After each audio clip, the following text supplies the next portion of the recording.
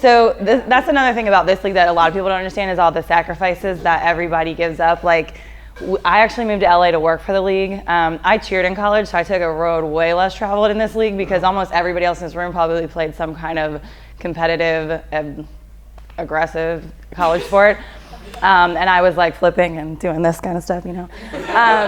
I mean, I was a gymnast too, but not at the level of competing at all. I went to University of Maryland, so I'm from the East Coast, but I took a job with the league when I was 30, so I moved out to LA, took a job with the league in marketing and saw it and was like, I could do that. Like, started working out with Minnie in LA, and then we moved to Dallas to go play there.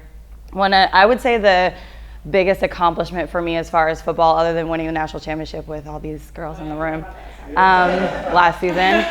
I play center, so if you know anything about football, it's usually the biggest, fattest person on the team that can take the most weight coming at them. I'm obviously not very big. I'm probably hands down the smallest lineman in the league. But somehow have had a lot of success in all of the teams that I played for. I played for Dallas for 1 year. That was my rookie season. And then last year for Seattle, and then obviously now back again for Seattle. So for me, when I first came, even our commissioner was like, she's going to be terrible. There's no way she can do this. She's a Barbie doll. Like, she's never going to be able to do it. So the best part for me is when I walk on the field and people underestimate me, because it's really fun then to hit them and prove people wrong.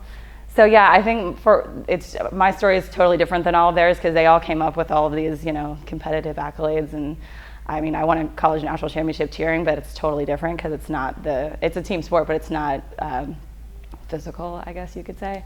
So I completely switched gears and really surprised myself. There was a lot of times, even when I was training as a rookie, that I was like, this isn't for me. I would come out of practice up and down bruised. My dad played in the NFL, so I call him all the time, and he usually talks me off the cliff. Now I don't have to do that. Now it's me talking everyone else off the cliff.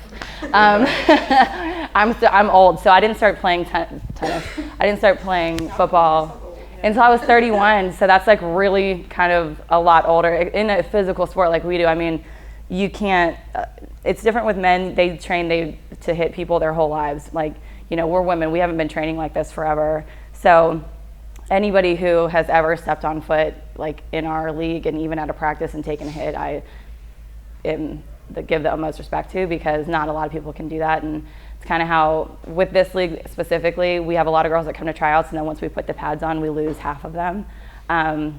So anybody that I have ever suited up with, I trust to be out there with me, and those are the women that I want to be around. So yeah, my story is just that it's, I guess I'm different than most of them, and I proved myself wrong, and probably a lot of people, when I am able to do stuff on the field, just because I am a lot smaller. But I train my ass off. I'm one of those people that, there's a lot of people who are naturally gifted, like Minnie. She doesn't have to do things. There's two types of athletes. There's naturally gifted athletes. My dad's a naturally gifted athlete. Doesn't have to do anything, and he'll be successful. I have to train 20, 30 hours a week to be at the level that I'm at. But I do it because I love it. So yeah, that's probably about it. And then we have to go to the airport. Sorry. Thank you.